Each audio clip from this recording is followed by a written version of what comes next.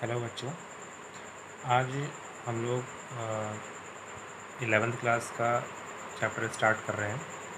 तो 11th class का सारे चैप्टर या फर्स्ट चैप्टर स्टार्ट करने से पहले कुछ हम लोग मैथमेटिकल कॉन्सेप्ट्स को एक बार रिवाइज करेंगे, पढ़ेंगे, जो हमारे जब सिलेबस में जो हमारे यूज़ होंगे आगे चल के, तो जिससे वहाँ पे कोई भी आपको न्यूमेरिकल सॉल्व करने में या कोई भी डेरिवेशन करने में कोई प्रॉब्लम ना आए। तो उसके लिए हम लोग पहले ही थोड़ा बहुत कुछ मैथमेटिकल टर्म्स हैं, कुछ कॉन्सेप्ट्स हैं, उनको हम डिस्कस करेंगे पहले यहाँ पे। ठीक है। तो बहुत से फॉर्मूले ऐसे हैं जो आप लोगों ने क्लास 9th में मैथ्स में, क्लास 10th की मैथ्स में पढ़ रखे हैं। तो उनको आप लोग एक बार बुक लेकर रिवाइज़ कर लीजिएगा। जैसे कि आपका अलजेब्रा हो गया।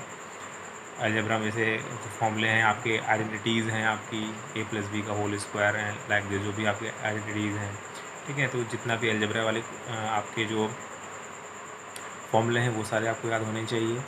उसके बाद आपको जो ट्रिग्नोमेट्री पढ़ी है क्लास 10th में, वो भी आपको जो भी फॉर्मूले हैं आपके साइन कॉस टैन कॉसेक वाले, वो सारे आपको याद होने चाहिए। ठीक है। ये सब सारी चीज़ें आपको उसमें से पढ़ लेना है। आज मैं उन टॉपिक्स को डिस्कस करूँगा जिन टॉपिक्स को आपने अभी तक नहीं पढ़ा है, या फिर आप आगे आप 11th क्लास में पढ़ेंगे, या फिर आप क्लास 12th में कुछ टॉपिक्स को पढ़ेंगे। बट हमें यूज़ आज है उसका, इसलिए हम कुछ टॉपिक्स को आज भी डिस्कस कर लेंगे। Okay, let us start. तो इसमें जो है सबसे पहला हमने टॉपिक उठाया है एंगल का कॉन्सेप्ट।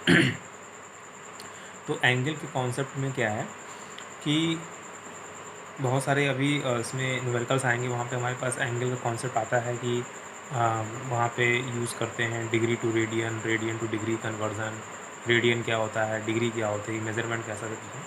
तो एंगल जैसे पढ़ा आप लोगों ने कि इस तरह से आपका कोई भी दो लाइन जब आपस में ज्वाइंट होती हैं किसी एक पॉइंट पे, ठीक है, तो उन दोनों के बीच में एक एंगल फॉर्म होता है। तो उस एंगल को हम लोग थीटा नाम से देते हैं, उसका सिंबल हम लोग थीटा देते हैं यहाँ पे। ठीक है। तो यहाँ पे हमने लिखा थीटा, तो यहाँ पे लिखा पॉजिटिव। तो थीटा पॉजिटिव कब होता है? जब हम एंटी क्लॉकवाइज मूव करेंगे। एंटी क्लॉकवाइज मतलब ये जैसे हमने बना रखा है ना एरो, ऐसे मूव करेंगे इस तरह से। ठीक है। जब इस तरह से एंटी क्लॉकवाइज मूव करेंगे, मतलब जैसे आपकी कोई घड़ी जो मूव करती है उसका उल्टा अगर हम मूव करेंगे, उसको बोलते हैं हम लोग एंटी क्लॉकवाइज डायरेक्शन। जब एंटी क्लॉकवाइज हम किसी भी एंगल को लेंगे हम, तो वो हम पॉजिटिव एंगल लेंगे ऑलवेज़ यहाँ पे हम लोग। ठीक है। और जब कोई भी थीटा आपका क्लॉकवाइज डायरेक्शन में होगा, मतलब in the direction of the clock, जिसमें क्लॉक मूव करती है, तो मतलब कि कुछ इस तरह से उल्टा ऐसे चलेंगे यहाँ पे, तब आपका जो है आप जो एंगल दिया जाएगा वो आपका नेगेटिव ट्रीट होगा, वहाँ पे नेगेटिव लेंगे साइन वहाँ पे। ठीक है। तो पहला कॉन्सेप्ट तो ये था, पॉजिटिव एंगल और नेगेटिव एंगल का। ओके। उसके बाद मेजरमेंट ऑफ एंगल है। तो पता है हमको कि एंगल का मेजरमेंट हम लोग डिग्री में करते हैं। ठीक है। 90 डिग्री है, 30 डिग्री है, लाइक दिस।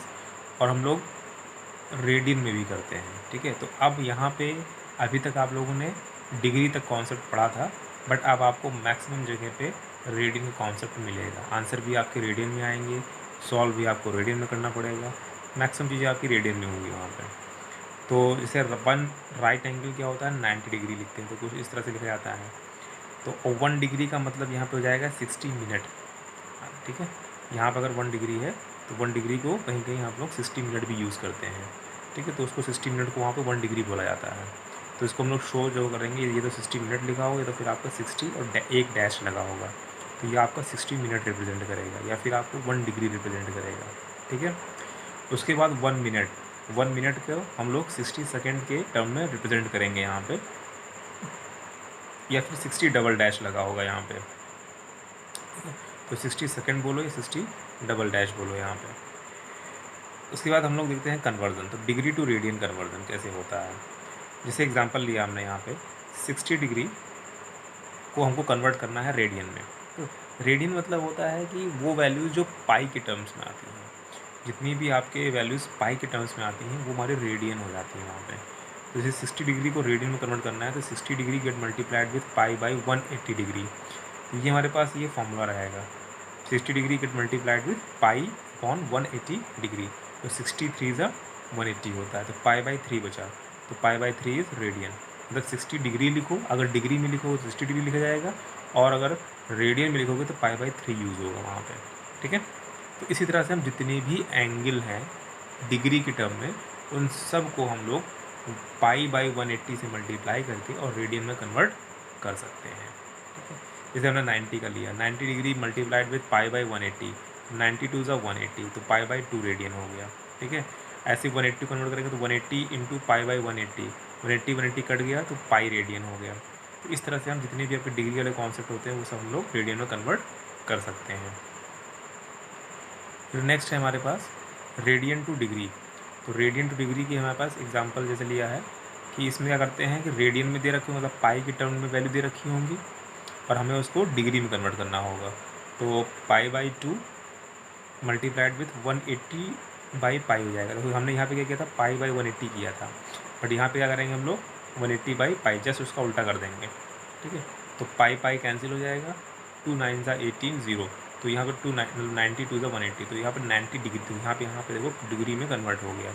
यहाँ पे 90 डिग्री का कन्वर्जन पाई बाई 2 आया था और पाई बाई 2 को जब कन्वर्ट किया तो 90 आ गया देखो यहाँ पे। ठीक है, सिमिलरली ऐसे हम लोग पाई बाई 6 मान लो ले लिया, तो पाई बाई 6 का हमें नहीं पता कि डिग्री में क्या होगा। पाई बाई 6 मल्टीप्लाई करो तो 180 ऑन पाई से पाई पाई कैंसिल आउट, 6 3 ज़ा 18 30, मतलब कि पाई बाई 6 जो है उसको हम लोग 30 डिग्री भी लिख सकते हैं या लिखते हैं। ठीक है, तो इस तरह से हम लोग radian to degree and degree to radian का कन्वर्जन सीख सकते हैं यहाँ से।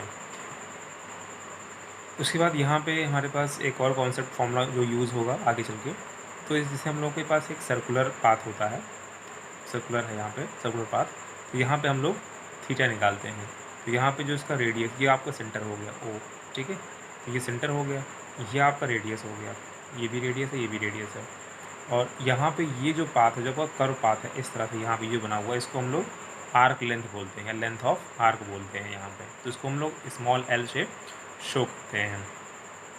ठीक है, स्मॉल एक्स शेप एल से शो करते हैं, बट आगे जब आप पॉज पढ़ोगे तो वहाँ पे एक्स भी यूज़ होगा, वाई भी यूज़ होगा, हर तरह की चीज़ें यूज़ होती हैं, बट जो बेसिक कॉन्सेप्ट वही है कि आपको यहाँ पे एल यूज़ करते हैं, और ये तो आपका रेडियस है ही। तो theta is equal to l by r, ये फॉर्मूला होता है। ठीक है, theta is equal to l by r निकल के यहाँ से आता है। L is the length of arc and r is the radius of the circle, जो भी आपको सर्कुलर पाथ है वो हमारा हो जाता है यहाँ पे। फिर हमारे पास नेक्स्ट जो कॉन्सेप्ट है वो है लॉगरिदम का, लॉग का, जो बहुत यूज़ होगा आगे। तो इसमें कुछ जो बहुत ज़्यादा बेसिक चीज़ें हैं और जो बहुत ज़्यादा फॉर्मूले यूज़ हुए हैं, सिर्फ उन्हीं को हम डिस्कस करेंगे यहाँ पे, क्योंकि बहुत सारा का डीपली डिस्कस करने से कोई मतलब नहीं, क्योंकि हम लोग यहाँ मैथ्स नहीं पढ़ना है, हम लोग यहाँ फिजिक्स पढ़नी है। ठीक है, तो लॉगरिदम में जो कुछ बहुत ही बेसिक फॉर्मूले वो हैं, पहला है हमारे पास लॉग टू द बेस, यहाँ पे देखो ये जो नीचे छोटा सा लिखा हुआ है ए, इसको बेस बोलते हैं, लॉग टू द बेस ए, ऐसे ऐसे इसको बोलते हैं लॉग टू द बेस ए, और ब्रैकेट में m इंटू एन, ये मल्टीप्लाई, मतलब ये प्रोडक्ट रूल है, ये लॉग का ये प्रोडक्ट फॉर्मूला है। तो इसको हम लोग अगर कुछ इस तरह से लिखा कहीं मिलेगा तो उसको हम ब्रेक कर सकते हैं, log to the base a m plus log to the base A n। ठीक है, ऐसे मान लो यहाँ पे लिखा होता आपका 2 इंटू 3 लिखा होता, तो क्या लिखते हैं हम लोग, log to the base a 2 plus log to the base a 3 हो जाता है। ठीक है, ऐसे आपका ये इसको बोलते हैं कोशेंट फॉर्मूला है ये। ठीक है, तो log to the base a m by n लिखा हुआ है यहाँ पे, ये m बाई एन लिखा हुआ है।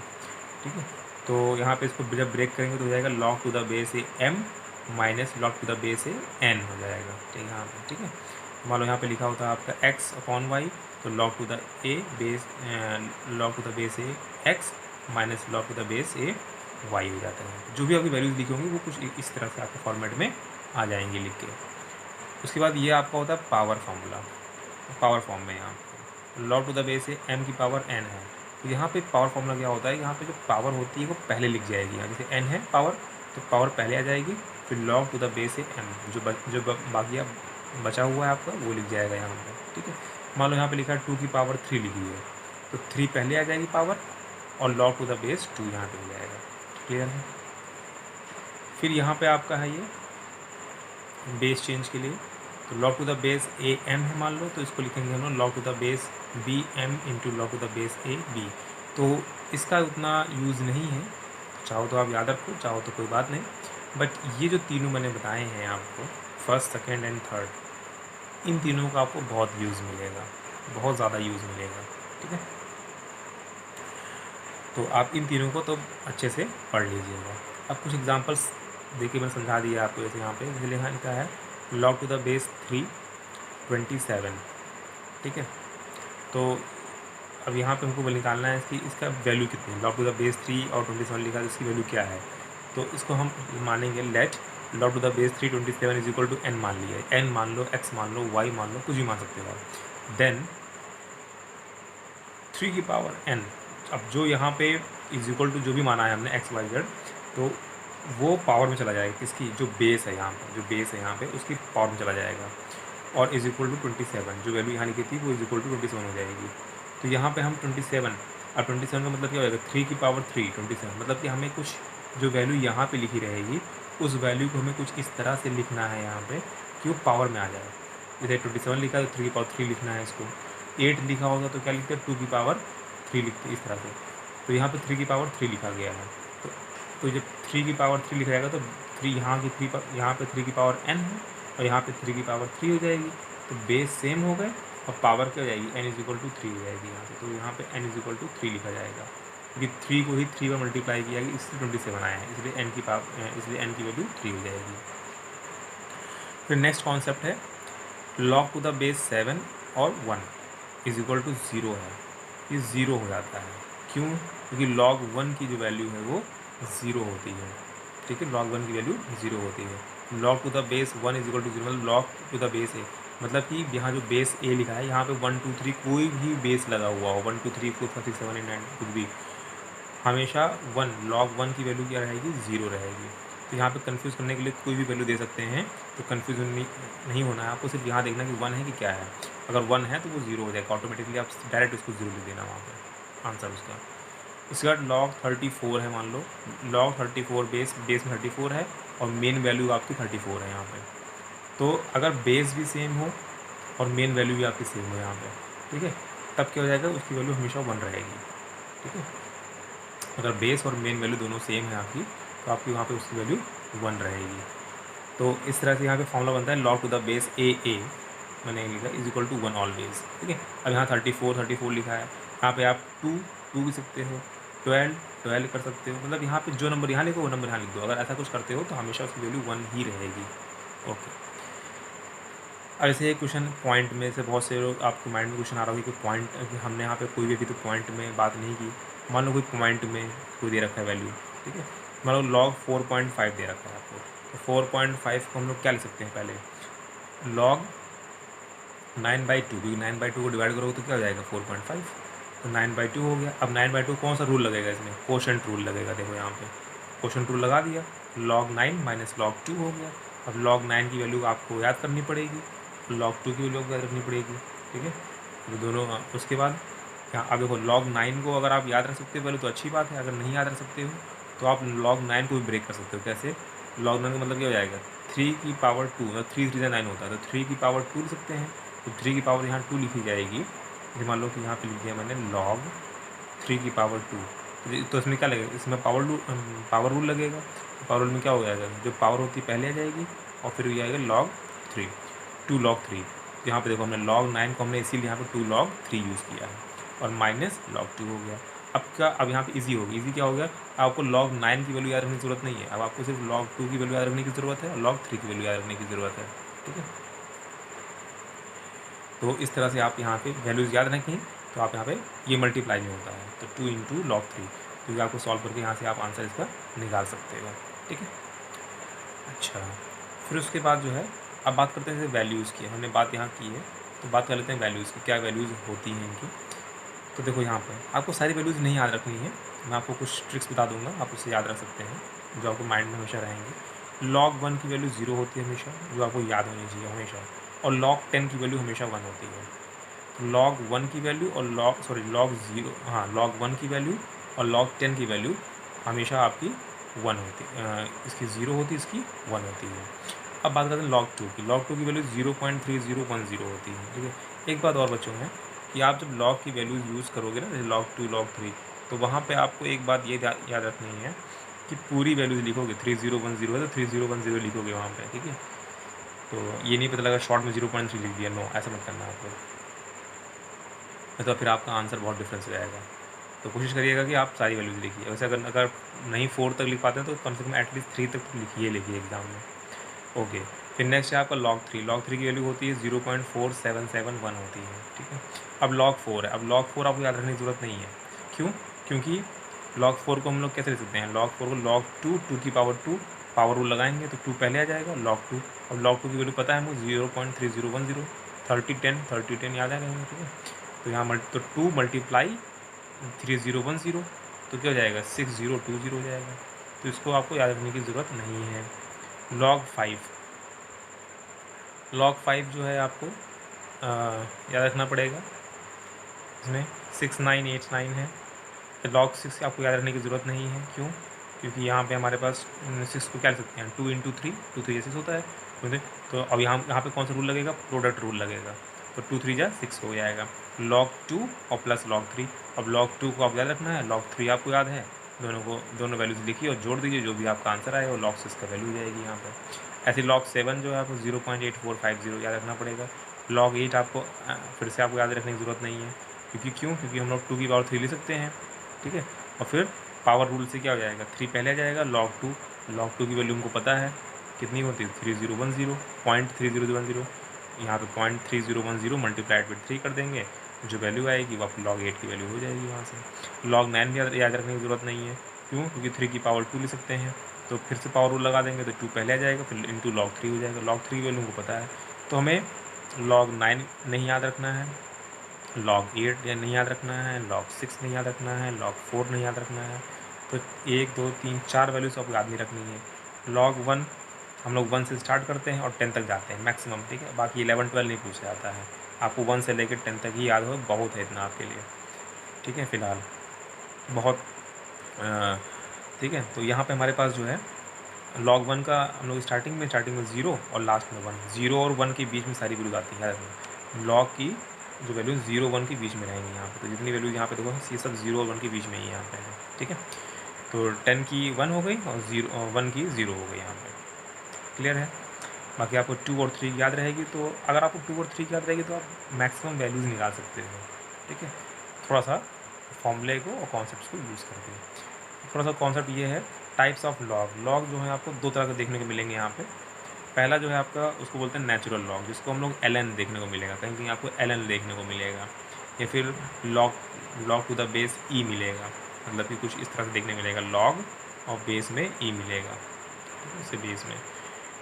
तो वही लिखा है कि हेयर बेस इज़ ई, तो जहाँ पे आपको बेस ई हो उसको बोलते हैं नेचुरल लॉग बोलते हैं, ठीक है। तो ln देख सकते हो या log टू द बेस ई देख सकते हो। ई की वैल्यू जो होती है 2.71 होती है, याद रखिएगा। ई की वैल्यू यहाँ पे 2.71 होती है। फिर दूसरा होता है कॉमन लॉगरिथम। तो यहाँ पे जो कॉमन लॉगरिथम में क्या होता है, यहाँ पे जो बेस होगा वो 10 होगा, मतलब बेस 10 का मतलब हो गया कि log टू द बेस यहाँ पे 10 रहेगा। तो आपको 90% आपको यही देखने को मिलेगा और आपको इसी में सॉल्व करना है, इसकी आवश्यकता बहुत बहुत कम पड़ेगी आपको, ठीक है। तो log टू द बेस 10 याद रखना है आपको। जो भी वैल्यूज़ लिखी हुई हैं सब log टू द बेस 10 पे लिखी गई हैं यहाँ पे, ठीक है। तो वैसे हम एक चीज़ और आपको पता होना चाहिए कि नेचुरल लॉग को कॉमन लॉग में कैसे चेंज करेंगे, ठीक है। तो नेचुरल लॉग मान लो कोई चीज़ वैल्यू लिखी हुई है नेचुरल लॉग में, ठीक है, और तो उसको क्या करना है, सीधे आप 2.303 में मल्टीप्लाई कर दोगे। जैसे सपोज़ हमारे पास log 10 में कोई वैल्यू है, कोई वैल्यू log 10 की है हमारे पास, हमने उसको log टू द बेस 10 पे निकाला है और हम चाहते हैं कि नहीं हमें उसको नेचुरल लॉग में निकालना है, तो कोई बात नहीं, उसको आप 2.303 मल्टीप्लाई कर देंगे, आपको वो नेचुरल लॉग में निकल जाएगी वहाँ से, ठीक है। तो इस तरह से हम लोगों ने यहाँ पे लॉगरिथम का कुछ कॉन्सेप्ट्स को पढ़ लिया है। अब हम लोगों का नेक्स्ट टॉपिक है डिफरेंशिएशन, ठीक है। तो डिफरेंशिएशन क्या होता है, क्या फॉर्मूले हैं, कैसे इसको अप्लाई करते हैं, ठीक है। तो पहला चीज़ ये है, डिफरेंशिएशन का मतलब ये होता है इसको किसी भी क्वांटिटी को ब्रेक करना, किसी भी वेरिएबल टर्म को ब्रेक करना, उसके पावर्स को ब्रेक करना। और अगर 3 है तो ब्रेक करके 2 कर दो, 2 है तो 1 कर दो, जो भी है।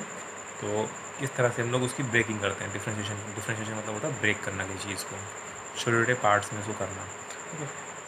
यूज़ क्यों, मतलब बहुत चीज़ें ऐसी होती हैं कहीं कहीं हमें ऐसी ज़रूरत पड़ती है कि हम एक साथ बहुत बड़ी चीज़ों को कैलकुलेट नहीं कर पाते हैं, ठीक है। तो हम वहाँ पे उन चीज़ों को बहुत छोटा कर देते हैं, ठीक है। तो हम उस छोटी सी चीज़ को कैलकुलेट कर लेंगे तो हमें वहाँ से बाकी चीज़ का वहाँ से पता लग जाएगा। तो ऐसी जगह पे हम लोग डिफरेंशिएशन का यूज़ करते हैं। तो द डिफरेंशियल कोफिशिएंट और डेरिवेटिव ऑफ वेरिएबल वाई, ठीक है, with respect two variable x.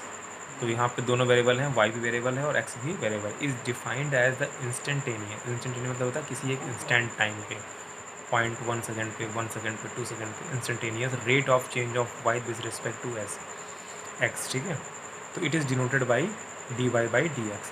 तो ये आपका होता है मेन सिंबल कह लो, फॉर्मूला कह दो, या उसका आपका जो है कह सकते हैं कि कोई इसकी आप ट्रिक कह लो, ठीक है। तो यही आपका जो है डिफरेंशिएशन का रूल होता है। तो यही हम हर जगह पे, ये जो आपका फॉर्मूला लिखा गया है इसको हम हर जगह पे इसको अप्लाई करेंगे, ठीक है। अब कैसे अप्लाई करना है उसके पहले जानने से पहले हम लोग कुछ फॉर्मूले देखेंगे, ठीक है। उस फॉर्मूले में हम समझाने की कोशिश करेंगे आपको बहुत सारी चीज़ें। जैसे पहला फॉर्मूला लिखा है हमने d by d x of any constant. अब एनी कॉन्स्टेंट मतलब कि वाई की जो वैल्यू है, अगर मान लो वाई की value y is equal to 2 दे रखा है, तो इस 2 की वैल्यू को यहाँ पे रखा है। अब वो यहाँ पे हमने कहीं वाई लिखा है, नहीं लिखा है, तो वाई की जगह हमने क्या लिख दिया, हमने एनी कांस्टेंट कर दिया। मतलब कि हम लोग वाई की वैल्यू को चेंज करते रहना है, कुछ भी ले सकते हैं, वाई की वैल्यू को कुछ भी ले सकते हैं, किसी की भी टर्म में ले सकते हैं। तो यहाँ पे हमने मान लो पहले कांस्टेंट ले लिया, कोई भी कांस्टेंट 1 2 3 4 5, मतलब कुछ भी कांस्टेंट ले लिया। तो किसी भी कांस्टेंट का डिफरेंशिएशन जो होगा वो ज़ीरो होता है, हमेशा याद रखना। किसी भी कांस्टेंट का डिफरेंशिएशन हमेशा ज़ीरो होता है। ऐसे ही अब यहाँ पे क्या किया, d by d x of c x लिख दिया। अभी हमने यहाँ गलती की है, मैंने यहाँ पे ये वाई नहीं होगा यहाँ पे, क्योंकि हमने वाई की जगह पे हमने सी एक्स माना हुआ है, ठीक है। तो d by d x of c x हो गया। अब सी क्या है, एक कोई कांस्टेंट है और एक्स तो वेरिएबल है, तो कांस्टेंट तो सी एक्स मान लो, यहाँ पर 2x मान सकते हो आप इसे, तो उसी तरह से सी एक्स मान, एक हमने जनरल टर्म लिखा हुआ है तो सी एक्स हो गया। अब जब कुछ ऐसा लिखा अभी लिखा हो तो क्या होगा, जो कांस्टेंट होगा वो डेरिवेटिव जो आपका ये अप्लाई किया है ये बाहर निकल जाएगा, ठीक है। कांस्टेंट को तुरंत बाहर निकाल देगा ये, अगर वेरिएबल के साथ लगा हुआ है तो। अगर वेरिएबल नहीं है तो तब ये ज़ीरो कर देगा। तो यहाँ पे कोई वेरिएबल नहीं था, इसलिए उसने तुरंत उसकी वैल्यू ज़ीरो कर दी। बट यहाँ वेरिएबल लगा है साथ में उसको बचाने के लिए, तो कांस्टेंट को तुरंत बाहर कर देगा और वेरिएबल पे वो अप्लाई हो जाएगा। और वेरिएबल पे अप्लाई होगा तो क्या हो जाएगा, यहाँ पे जैसे यहाँ पे एक्स है और ये भी एक्स का टर्म है, तो ये एक्स का और एक्स का टर्म होगा, यहाँ पे इसको 1 कर देगा ये। मतलब जो भी एक्स की पावर क्या है, यहाँ पे एक्स की पावर यहाँ पर 1 मानी जाएगी, तो ये हमेशा एक पावर को डिक्रीज़ कर देता है, ठीक है। तो यहाँ पे अगर एक्स की पावर 1 है तो जब एक पावर को डिक्रीज़ कर देगा तो क्या एक्स की पावर 0 हो जाएगी। तो एक्स की पावर 0 मतलब क्या होता है, किसी भी चीज़ की पावर 0 मतलब 1। तो इसकी पूरी वैल्यू मतलब d by d x of x, इस पूरे की वैल्यू क्या हो जाएगी 1, and 1 c multiplied with 1 gives you c, ठीक। फिर उसके बाद यहाँ पे हमारे पास जैसे d y by d x निकालना है हमको, तो यहाँ पे वाई की वैल्यू हमने क्या माना है, एक्स की पावर n माना है यहाँ पे, ठीक है।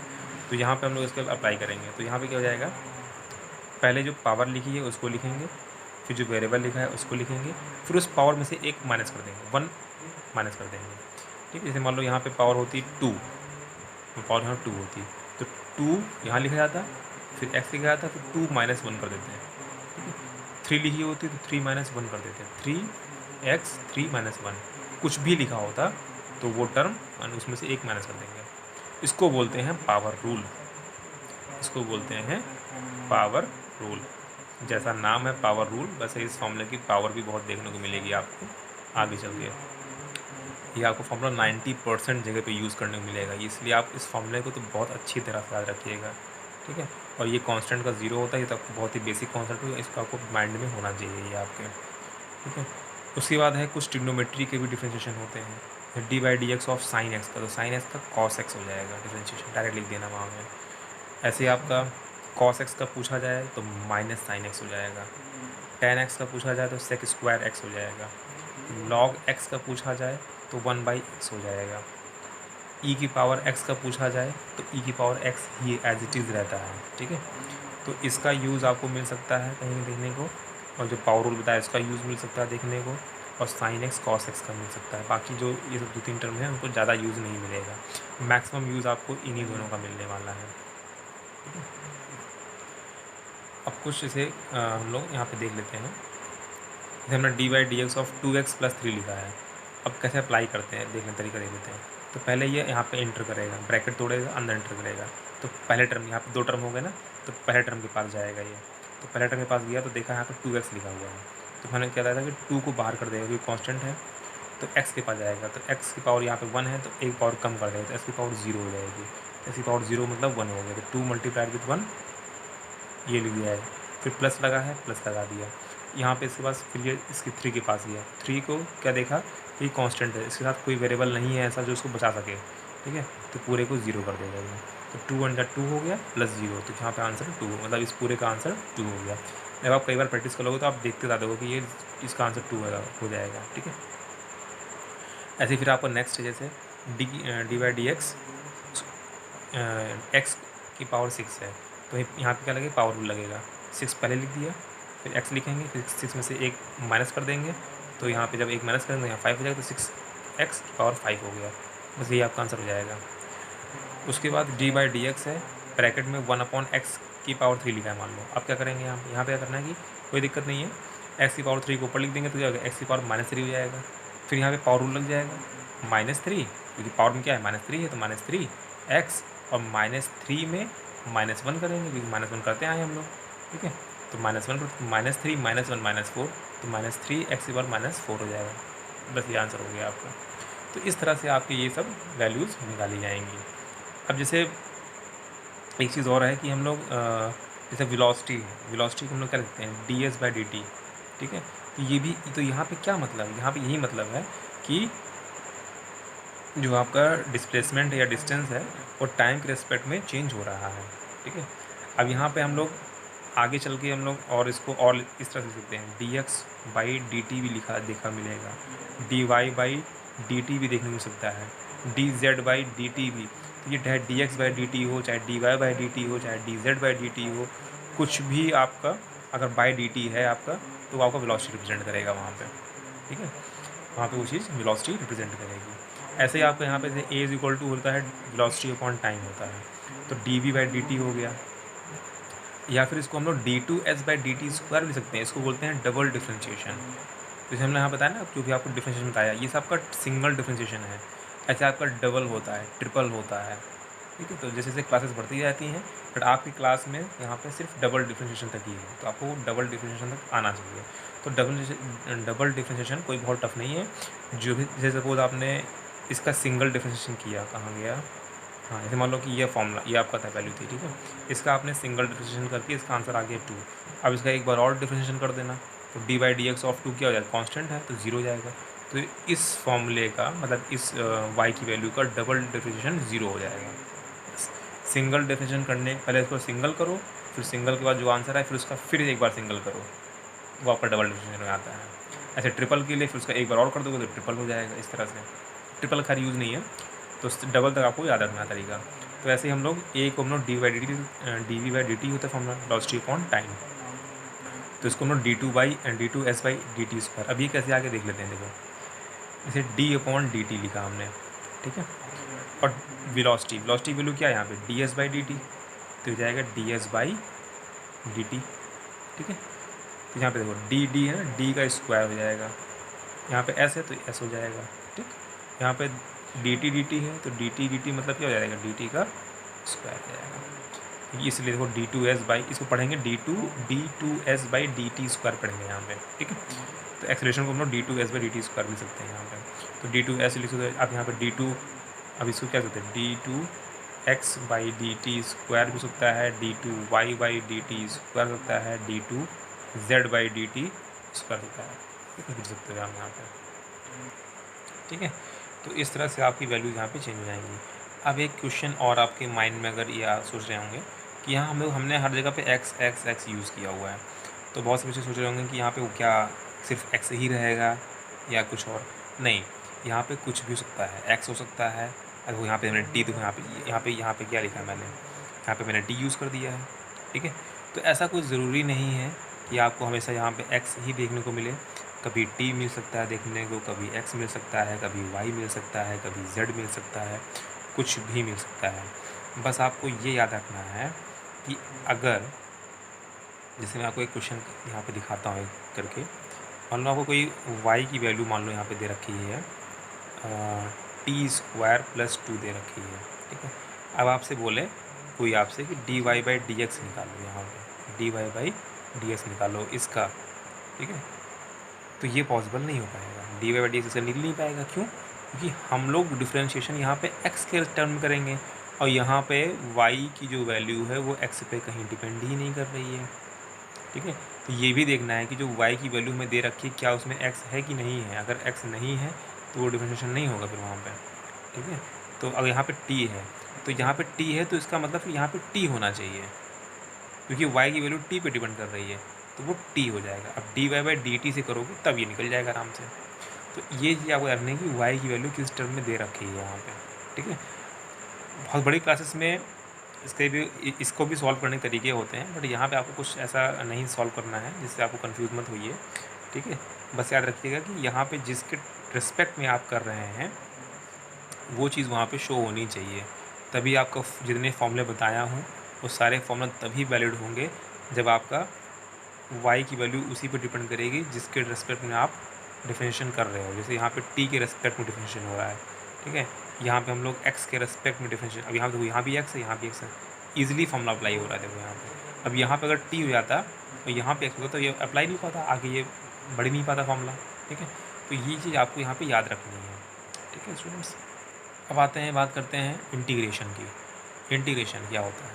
जो भी हम लोगों ने अभी तक डिफरेंशिएशन में पढ़ा है उसी का जस्ट इन्वर्स जो होता है, जस्ट उल्टा, वो होता है इंटीग्रेशन। तो डिफरेंशिएशन का मतलब हम लोगों ने पढ़ा था किसी चीज़ को ब्रेक कर देना। कोई बहुत बड़ी चीज़ में सपोज कोई स्केल है 10 सेंटीमीटर की स्केल है, उस 10 सेंटीमीटर को हम लोग उस स्केल को 1 सेंटीमीटर से ब्रेक कर दें, तोड़ दें वहाँ से, तो वो हो गया डिफरेंशिएशन। अब मान लो उसी टूटी हुई स्केल को फिर से हम जोड़ दें तो हो गया इंटीग्रेशन, ठीक है। तो integration is a just opposite of differentiation and differentiation is a just opposite of integration, you can say. So integration को it is a reverse process of differentiation. जो भी आपने डिफरेंशिएशन का फॉर्मूला पढ़ा है या जो भी चीज़ रूल पढ़े हैं उनका जस्ट रिवर्स प्रोसेस जो होता है वो इंटीग्रेशन में अप्लाई होता है। इसका सिंबल जो होता है वो इस तरह से बनता है, थोड़ा सा ये हल्का सा यहाँ से घूमेगा और फिर उसके बाद यहाँ से कुछ इस तरह से हो जाएगा, कुछ एस टाइप, मतलब कंप्लीट एस नहीं होता है बट थोड़ा सा ये पार्ट, थोड़ा ये वाला पार्ट जो थोड़ा सा लंबा होता है आपका, यूज टू डिनोट। तो ये सिंबल हम लोग डिनोट करते हैं इंटीग्रेशन के लिए। तो कुछ फॉर्मूला जैसे इनके भी होते हैं कि अब एक चीज़ और, जैसे डिफरेंशिएशन में हम लोग की पावर जो जैसे मान लो कि x की पावर 3 थी वो पावर घट रही थी हमारी, एक की पावर घट रही थी वहाँ पे ना, n-1 हो रहा था इस टाइप से।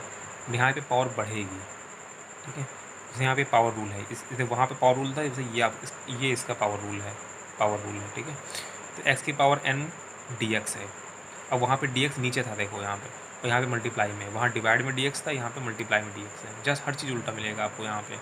तो x की पावर n dx है यहाँ पे, इसका इंटीग्रेशन करेंगे तो हो जाएगा x की पावर n+1 अपॉन n+1। ये फॉर्मूला है इसका।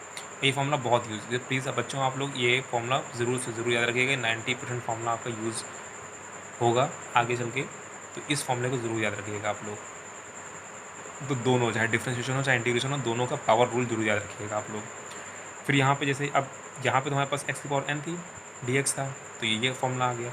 अब मान लो यहाँ पे dx नहीं, सॉरी यहाँ पे कोई वैल्यू नहीं है, मान लो यहाँ पे 1 दे रखा है, 1 × dx, ठीक है। तो 1 मतलब एक आपका कांस्टेंट है, कांस्टेंट का इंटीग्रेशन क्या होगा? कांस्टेंट का इंटीग्रेशन वही होगा जिसके रिस्पेक्ट में इंटीग्रेशन हो रहा है। तो यहाँ पे x के रिस्पेक्ट में हो रहा है तो x हो जाएगा, y के होता तो y हो जाता है, z होता तो z हो जाता है, t होता t हो जाता है। जैसे मैंने जस्ट बताया मेरे को पीछे आपके। तो जो भी आपको यहाँ पे dx है तो x हो गया, dy होता तो y हो जाता, dz होता तो z। कब? जब यहाँ पे कोई कांस्टेंट मतलब यहाँ पे 1 है तो इसलिए हो गया। अगर यहाँ पे 2 होता तो 2x, 3x, 3 होता तो 3x, 4 होता तो 4x, इस टाइप से ये यहाँ पे। तो वहाँ पे कांस्टेंट का डिफरेंशिएशन 0 देता है, बट यहाँ पे इंटीग्रेशन कांस्टेंट का कुछ वेरिएबल देता है, ठीक है। तो वो जस्ट उल्टा हो गया यहाँ पे। ऐसे ही आपको जैसे सपोज a+b, मान लो यहाँ पे 2+3 लिखा होगा, 2+3 लिखा, इससे कोई वैल्यू लिखी होती सपोज यहाँ पे, और इसका यहाँ पे इंटीग्रेशन करते हैं। तो पहले यहाँ पे ये फर्स्ट पार्ट, 2 पार्ट हैं, तो पहले फर्स्ट पार्ट में एंटर, जैसे वहाँ पे हम लोग कर रहे थे, फर्स्ट पार्ट में एंटर करता है तो a dx लिखा जाता है, a × dx, फिर प्लस लगा है, प्लस लगाते, फिर ये डी एक्स बी के साथ मल्टीप्लाई होता तो बी डी एक्स हो जाता, फिर इसका इंटीग्रेशन होता, उसके बाद इनका इंटीग्रेशन करते। अगर ये कांस्टेंट होता तो अगर ये कांस्टेंट होगा ए तो डी एक्स तो सिर्फ एक्स आ जाता, और अगर कांस्टेंट नहीं कोई वैल्यू होगी तो उस हिसाब से उसका फॉर्मूला लगेगा। अब यहाँ पे है integration of C U D x, तो सी एक कांस्टेंट है, यू कोई एक वेरिएबल है और डी एक्स के रिस्पेक्ट में हो रहा है, तो कांस्टेंट है इसलिए बाहर निकाल दिया। ठीक है, यहाँ पे कांस्टेंट है तो बाहर निकाल दिया, और बाकी जो बचा आपका टर्म यू डी एक्स जो भी वेरिएबल है आपका, उसका आपका यहाँ इंटीग्रेशन हो जाएगा। अब बात माइंड में आपकी याद रही होगी कि यहाँ पर तो हमने कांस्टेंट का डिफरेंट इंटीग्रेशन किया तो हमारा एक्स आया, तो हमने यहाँ पे कांस्टेंट बाहर निकाल दिया। तो कांस्टेंट बाहर तब निकल जाएगा जब उसके साथ कोई वेरिएबल नहीं लगा। यहाँ पे कोई वन के साथ में कोई वेरिएबल नहीं लगा है। ठीक है, ये कोई वेरिएबल नहीं है, ये तो इसके रिस्पेक्ट में हो रहा है डिफरेंशिएशन, इसको लगाना तो बहुत ज़रूरी है। वेरिएबल मतलब के साथ में कुछ और लगा होता है, मान लो वन के साथ में एक्स लगा होता है, ये कुछ और लगा होता है इस टाइप से, एक्स स्क्वायर लगा होता है। बट यहाँ पे कांस्टेंट जो सी है उसके साथ में यू एक वेरिएबल लगा हुआ है, तो हम इसलिए यहाँ पे सी को बाहर निकाल देंगे और सिर्फ यू को करेंगे यहाँ पे। अब जैसे यहाँ पे एक्स की पावर -1 डी एक्स है, तो यहाँ पे एक्स की पावर -1 डी एक्स नहीं, अब इसका हम लोग अब देखो यहाँ पे अब बहुत से बच्चे के माइंड में आएगा कि ये तो पावर है, यहाँ पे पावर रूल लगा देंगे।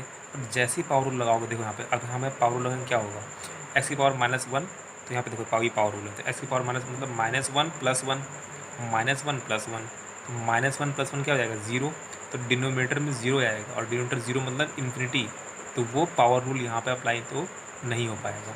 तो सिर्फ -1 के केस में, -2 होता तो आप अप्लाई कर सकते थे, बस सिर्फ अगर -1 होगा तो अप्लाई नहीं होगा। तो एक्स की पावर -1 हो जाएगा, तो उसको हम रिवर्स लिखेंगे, उल्टा लिखेंगे, तो हो जाएगा इंटीग्रेशन ऑफ, तो ये डी एक्स और ये जाएगा नीचे एक्स आ जाएगा, इन्वर्स है ना, तो नीचे एक्स आ जाएगा, और 1/x डी एक्स का इंटीग्रेशन जो होता है वो log x होता है। तो याद रखिएगा ये चीज़ जो है आपको माइंड में ध्यान होनी चाहिए, कहीं आप मिस्टेक ना कर दें। फिर यहाँ पे ई की पावर x डी एक्स का इंटीग्रेशन ई की पावर x होता है, जैसे डिफ्रेंशिएशन भी वही होता है तो इंटीग्रेशन भी यहाँ पे वही होता है। लेकिन एक चीज़ और, अगर यहाँ पे 2x लगा होता, ई की पावर 2x होता, तो ये 2 नीचे आ जाता। ठीक है, क्योंकि यहाँ पे 1 लगा है, यहाँ पे 1 नीचे है बट हमने लिखा नहीं, क्योंकि यहाँ पे 1x है ना, 1x माना जाएगा, तो जो भी आप इसके साथ में लगा होगा वो उसके नीचे आ जाएगा यहाँ पे। ओके, फिर यहाँ पे जैसे cos x का इंटीग्रेशन sin x होता है। ठीक है, अब मान लो यहाँ पे cos 2x लिखा हो, तो इसलिए मैंने यहाँ पे एक वेरिएबल लिख दिया, n लिख दिया वेरिएबल। अब यहाँ पे 1 2 3 4 5 कुछ भी, तो cos 1x हो या 2x हो 3x हो 4x हो, तो कोई अगर कुछ इस तरह से लिखा हुआ है तो पहले तो इसका cos nx तक करेंगे तो हो जाएगा sin nx, और जो वैल्यू आपकी यहाँ पे लिखी है वो वैल्यू नीचे आ जाएगी उसकी। 2 लिखी है तो 2, 3 लिखी तो 3, जो भी आपकी यहाँ पे वही वैल्यू आएगी, 2 लिखी तो 2, 3 लिखी तो 3 भी आएगी।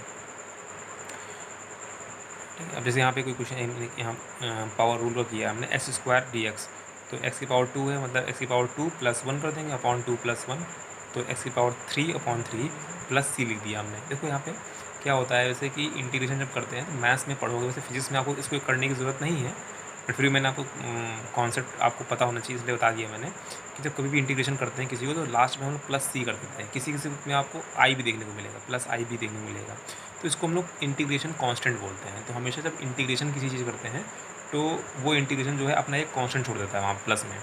ठीक है, इसका अहमियत और इसकी वैल्यू आपको क्लास 12th में समझ में अच्छे से जाएगी ये, लेकिन फिलहाल आपको 11th क्लास में इसकी यूज़ की कोई ज़रूरत नहीं है, तो आपको सिर्फ ये फॉर्मूला याद रखना है और कैसे चेंज होता है याद रखना है। उसको आप लिखो चाहे ना लिखो कोई फ़र्क नहीं पड़ता है कि क्लास 11th में ख़ास तौर से।